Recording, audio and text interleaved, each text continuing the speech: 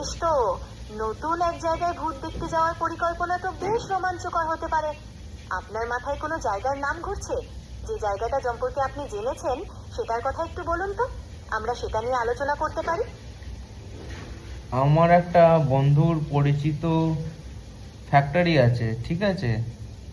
সেখানে সেখানে আর কাজ ফাজ হয় না কো। সেখানটা পুরো একদম নিস্তব্ধ হয়ে থাকে।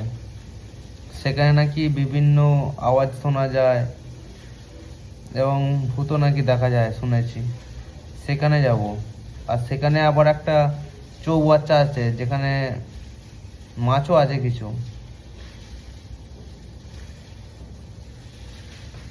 বাহ, শুনে তো বেশ রোমাঞ্চকর লাগছে। আপনার বন্ধুর ফ্যাক্টরিটা কোথায়?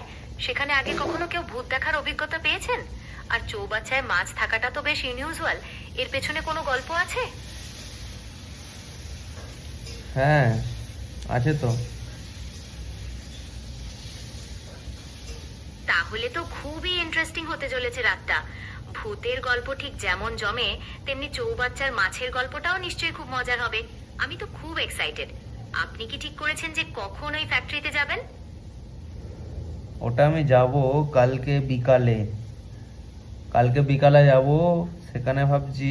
কাল বিকেলে যাওয়ার পরিকল্পনা তাহলে থাকলো। এখন কি আপনি ওই ফ্যাক্টরিটা সম্পর্কে আরো কিছু জানতে চাইছেন, নাকি নতুন কোনো প্রসঙ্গে আসতে চাইছেন? আমি সেখানে ভূত দেখতে চাইছি, কিন্তু আবার মাছও ধরতে চাইছি। তার জন্য আমার কি কি দরকার?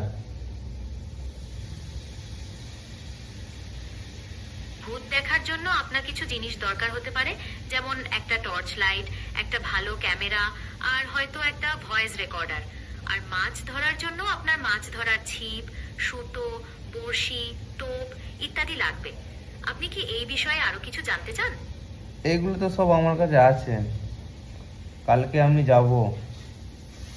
আর কিছু প্ল্যান আছে? তাহলে তো জম্পেশ একটা প্ল্যান হয়ে গেল। আর কিছু এক্সট্রা প্ল্যান করতে পারেন, যেমন ওখানে কি খাবেন সেটা নিয়ে ভাবতে পারেন, অথবা ভূত দেখার সময় কি কি সতর্কতা অবলম্বন করবেন সেটাও ঠিক করে ফেলতে পারেন। কিছু মনে আসছে? না, সেরকম কিছু মনে আসছে না। তুমি একটু বলে দাও।